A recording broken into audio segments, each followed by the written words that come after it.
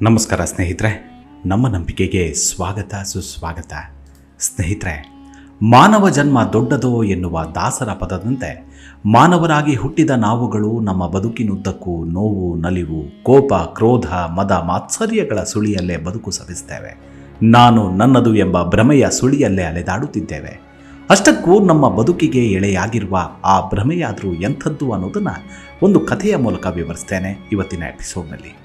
ಅದಕ್ಕೂ ಮುನ್ನ ನಿಮ್ಮೆಲ್ಲರ ಬೆಂಬಲ, ಪ್ರೋತ್ಸಾಹ ನಮ್ಮ ನಂಬಿಕೆಯ ಮೇಲಿರಲಿ. ಸ್ನೇಹಿತರೆ, ನಾನು ಬಹಳ ವರ್ಷಗಳ ಹಿಂದೆ ಓದಿದ ಒಂದು ಕಥೆ ಇದೆ. ಅದು ಗುರುದೇವ ರವೀಂದ್ರನಾಥ ಠಾಗೂರರ ಒಂದು ಕಥೆ. ಅದು ಹೀಗಿದೆ. ಯಾವುದೋ ಅಪರಾಧಕ್ಕಾಗಿ ಯಕ್ಷರಾಜನ ಶಾಪಕ್ಕೊಳಗಾದ ಓರ್ವ ಯಕ್ಷ ಮನುಷ್ಯ ರೂಪ ಧರಿಸಿ ಕಲ್ಕತ್ತಾ ನಗರಿಗೆ ಬರ್ತಾನೆ. ಆತ ಮನುಷ್ಯ ರೂಪದಲ್ಲಿ ಇದ್ದರೂ ಅವನಲ್ಲಿ ಯಕ್ಷನಲ್ಲಿ ಇರಬೇಕಾದ ಎಲ್ಲ ಗುಣಗಳು ಇರ್ತವೆ. ಅವನು ಮಾತನಾಡುವುದೇ ಅಪರೂಪ. ಅವನಿಗೆ ಹಸಿವು, ಬಾಯಾರಿಕೆಗಳಿಲ್ಲ.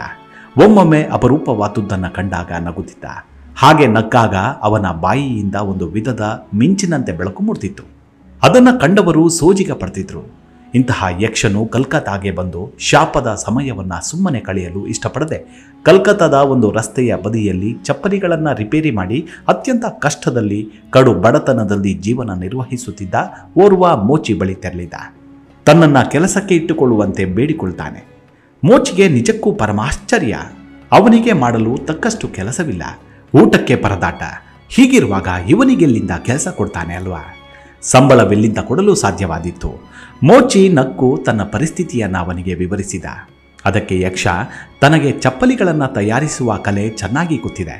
ತನಗೆ ಕೆಲಸ ಮಾಡಲು ಅವಕಾಶ ಕೊಟ್ಟರೆ ಸಾಕೆಂದು ಅದಕ್ಕಾಗಿ ಅವನಿಗೆ ಊಟ ಕೊಡುವುದಾಗಲಿ ಸಂಬಳವಾಗಲಿ ಕೊಡಬೇಕಾಗಿಲ್ಲವೆಂದು ಹೇಳ್ತಾನೆ. ಇದನ್ನು ಕೇಳಿದ ಮೋಚಿ ಅವನಿಗೆ ಕೆಲಸ ಕೊಡಲು ಒಪ್ಕೊಳ್ತಾನೆ. ಹಾಗೆ ಆತ ಕುಳಿತ ಸ್ಥಳದಿಂದ ಸ್ವಲ್ಪ ಸರಿದು ಯಕ್ಷನಿಗೆ ಕುಳಿತುಕೊಳ್ಳಲು ಅವಕಾಶ ಮಾಡಿಕೊಡ್ತಾನೆ. ಹಾಗೆ ಕುಳಿತ ಯಕ್ಷನು ರಿಪೇರಿಗೆ ಬಂದವರ ಚಪ್ಪಲಿಗಳನ್ನು ಅತಿ ನೈಪುಣ್ಯದಿಂದ ರಿಪೇರಿ ಮಾಡಲು ಪ್ರಾರಂಭಿಸ್ತಾರೆ. ಯಕ್ಷನ ನೈಪುಣ್ಯತೆಯಿಂದ ಸಂತೋಷಗೊಂಡ ಗ್ರಾಹಕರು ಅಲ್ಲಿಯೇ ಚಪ್ಪಲಿ ರಿಪೇರಿಗೆ ಬರಲು ಪ್ರಾರಂಭಿಸ್ತಾರೆ. ಕ್ರಮೇಣ ಮೋಚಿ ಶ್ರೀಮಂತನಾಗ್ತಾನೆ. ಆತ ಚಪ್ಪಲಿ ರಿಪೇರಿ ಬಿಟ್ಟು ಚಪ್ಪಲಿ ತಯಾರಿಸಲು ಪ್ರಾರಂಭಿಸ್ತಾನೆ. ಯಕ್ಷನ ಚಪ್ಪಲಿ ತಯಾರಿಕೆಯ ನೈಪುಣ್ಯತೆಯಿಂದ ಕಲ್ಕತ್ತಾದ ಶ್ರೀಮಂತರೆಲ್ಲರೂ ಈ ಅಂಗಡಿಗೆ ಬಂದು ತಮ್ಮ ಚಪ್ಪಲಿ, ಬೂಟುಗಳನ್ನು ಖರೀದಿ ಮಾಡಲು ಬರತೊಡಗುತ್ತಾರೆ. ಮೋಚಿ ಅತೀ ಶ್ರೀಮಂತನಾಗ್ತಾನೆ. ವ್ಯಾಪಾರ ಭರದಿಂದ ಸಾಗತ್ತೆ.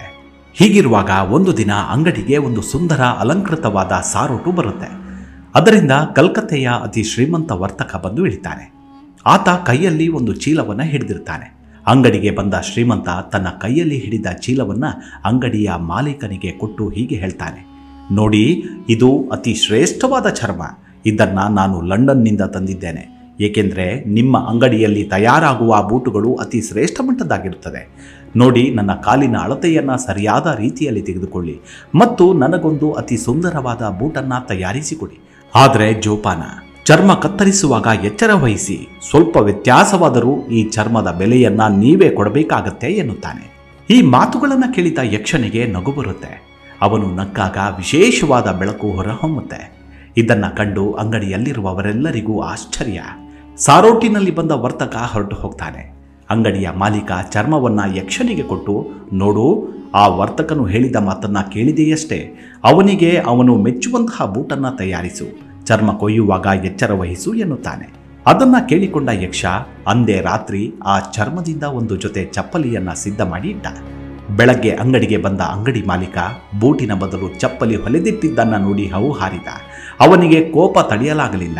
ತನಗೆ ಬಂದ ಸಿಟ್ಟಿನ ಭರದಲ್ಲಿ ಯಕ್ಷನಿಂದ ತಮಗಾದ ಉಪಕಾರವನ್ನು ಮರೆತ, ಯಾವುದೇ ಫಲಾಪೇಕ್ಷೆ ಇಲ್ಲದೆ ಹಗಲು ರಾತ್ರಿ ದುಡಿದ ಯಕ್ಷನ ಉಪಕಾರವನ್ನು ಮರೆತು, ತನ್ನನ್ನು ಬಿಕಾರಿಯಿಂದ ಶ್ರೀಮಂತನನ್ನಾಗಿ ಮಾಡಿದ ಯಕ್ಷನ ಶ್ರಮವನ್ನು ಮರೆತು ಮನ ಬಂದಂತೆ ಬಯ್ಯತೊಡಗಿದ.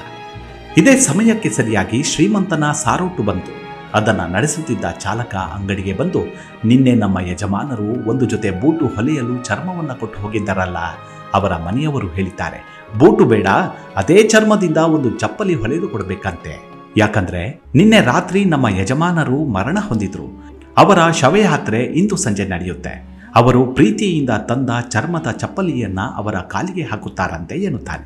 ಅದನ್ನು ಕೇಳಿದ ಅಂಗಡಿಯ ಮಾಲೀಕನಿಗೆ ಜೀವ ಬಂದಂತಾಯಿತು. ಅದರ ಜೊತೆಗೆ ಪರಮಾಶ್ಚರ್ಯವೂ ಆಯಿತು.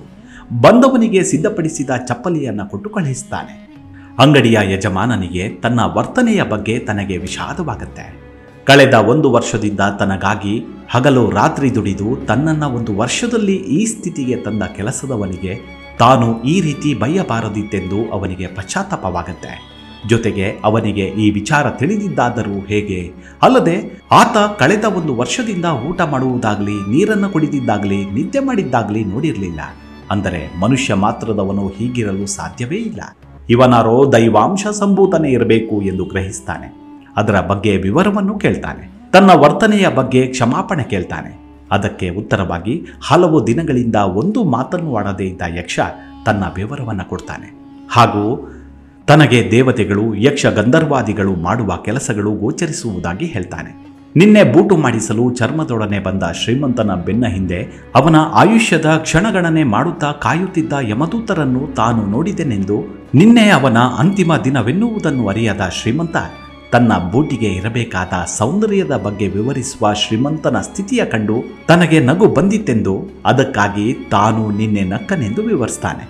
ಹಾಗೂ ತನ್ನ ಶಾಪದ ಅವಧಿ ಇಂದಿಗೆ ಮುಗಿದಿದೆ, ತಾನು ಮರಳಿ ಯಕ್ಷಲೋಕಕ್ಕೆ ತೆರಳುತ್ತಿರುವುದಾಗಿ ತಿಳಿಸ್ತಾನೆ. ಇದು ಕೇವಲ ಕಥೆಯಲ್ಲಿ ವಿವರಿಸಿದ ಶ್ರೀಮಂತನ ವಿಷಯವಲ್ಲ, ನಮ್ಮೆಲ್ಲರ ಕಥೆಯೂ ಆಗಿದೆ.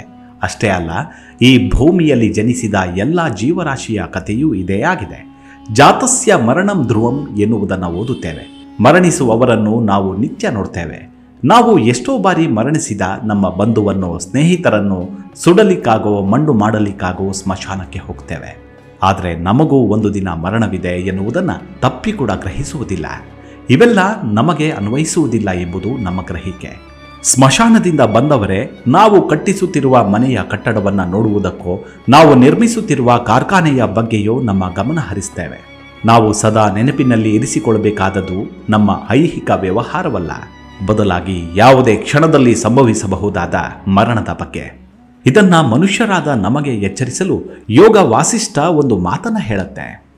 ಮಹತಾ ಪುಣ್ಯ ಪುಣ್ಯೇನ ಕ್ರೀತೆಯಂ ಕಾಯ ನೌಷಯ ತಂತು ಭಾವಾಂಬುದೇ ಪಾರಾಂತರ ಯಾವನ್ನ ಬಿದ್ಯತೆ ಎಂದು.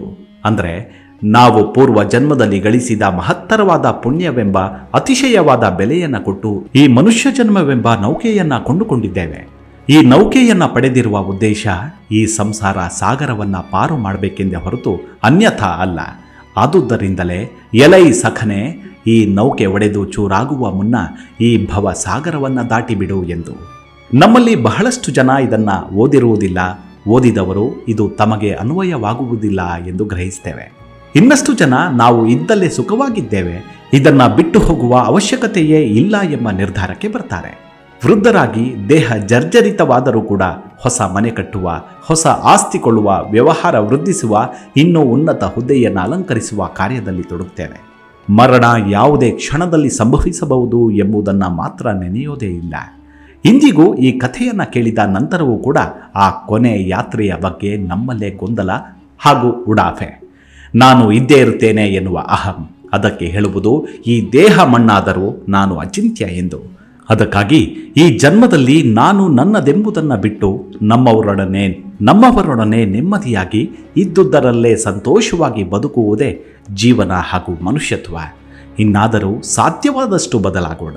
ಸರ್ವೇ ಜನಃ ಸುಖಿನೋ ಭವಂತು. ಮುಂದಿನ ಎಪಿಸೋಡ್ನಲ್ಲಿ ಮತ್ತೆ ಭೇಟಿಯಾಗೋಣ. ಅಲ್ಲಿವರೆಗೂ ನಿಮ್ಮ ಆರೋಗ್ಯದ ಕಡೆ ಗಮನವಿರಲಿ. Take care. ನಮಸ್ಕಾರ.